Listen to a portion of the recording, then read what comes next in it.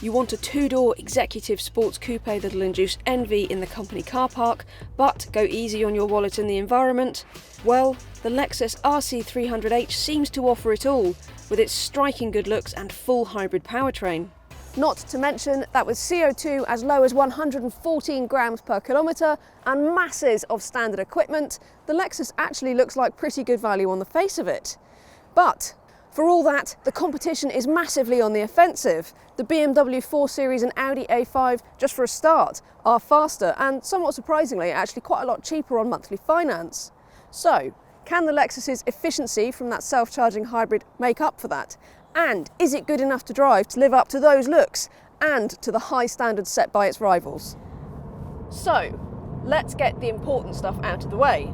The RC 300h that we have here is a full hybrid, or also known as a self-charging hybrid. Now those two things are exactly the same thing, and all it means is that you don't plug this car in. Instead, it's got a small battery pack which is charged up by the 2.5 litre 4-cylinder turbocharged petrol engine, and of course the brake regen as well. And that keeps your electric running topped up, and it works best around town actually, because that's where you get most electric running. And if you do quite a lot of slow stop-start stuff, then actually you can see the MPG on this car go up to, low 40s really, 43, 44 MPG maybe.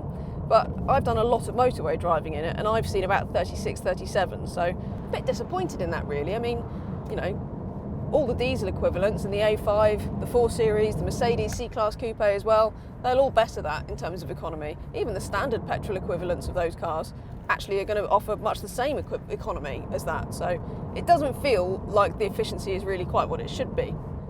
Not only that, but I really feel like the Lexus could be a bit more fun. It's just not got any real kind of fizz or energy to it. It's a car that feels at its happiest just cruising around quite sedately and, being comfortable and quite quiet. And it is, and that in itself is a good thing. But then occasionally you find a nice road and you want to accelerate hard, and the engine kind of moves away in the background because this CVT automatic lets it rev too high, and the steering, although it weights up in sport mode, it never really offers a huge amount of feedback. It just all feels a bit kind of whelming. There's nothing wrong with it, but there's nothing great about it either. I'm not sure that that's enough in a class where so many of the rivals are great to drive, as well as great daily commuters. And in the RC, it feels like Lexus has ticked one of those boxes, but maybe not the other. The interior in the RC is a real strong point actually. All the materials feel really nice. The build quality feels, it's pretty hard to fault really. And there's some really nice design touches, like this sort of brushed metal finish and touch sensitive climate control. All of that stuff really contributes to make it feel special in here, and also a bit different to its rivals, which is always a good thing, I think. You also get loads of standard equipment, so these really comfortable leather seats complete with electric adjustment and heating, a reversing camera, adaptive cruise control, LED headlights, keyless entry, you name it, you really do get pretty much everything you could want as standard, even on the cheapest of the RC 300h models. You also get this sat-nav system. Now, I'll keep it short. You have to control it with this incredibly annoying touchpad system. It's got most of the functionality you want, but between that, some pretty below par graphics, the fact that you can't add Apple CarPlay or Android Auto, it's easily the worst system in the class, and for me, the worst thing about the interior by far. If you can get over that, then honestly, the rest of the interior is really nice. Practicality isn't the RC's strong point. There are 2 small rear seats that'll be okay for small kids, but for anybody bigger, they're a definite squeeze.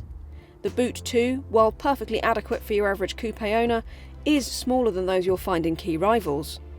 The Lexus looks fantastic, which really is the main reason that you'd buy it.